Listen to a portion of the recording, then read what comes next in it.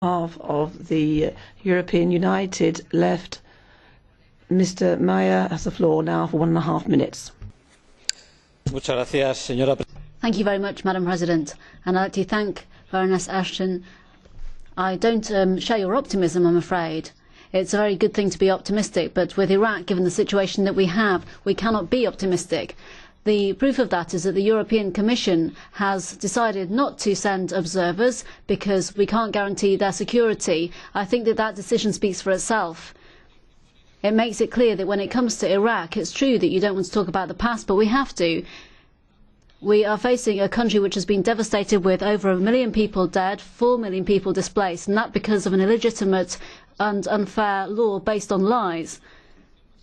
There were no weapons of mass destruction and there was no connection between Saddam Hussein and Al-Qaeda. That's the truth. And what there was an interest in from the North American oil companies in crude oil in Iraq. That's the truth. And that reality, of course, is not reflected because we have continual occupying forces, which is a complete disaster. I'm not surprised that at present the decision which has been taken to ban the secular parties may lead to a real civil confrontation. There are embassies, including European embassies, which think that there might be a military coup in Iraq.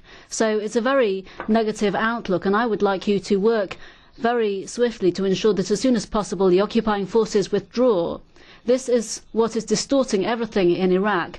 The United Nations should take control and there should be a transition guaranteeing a return to normality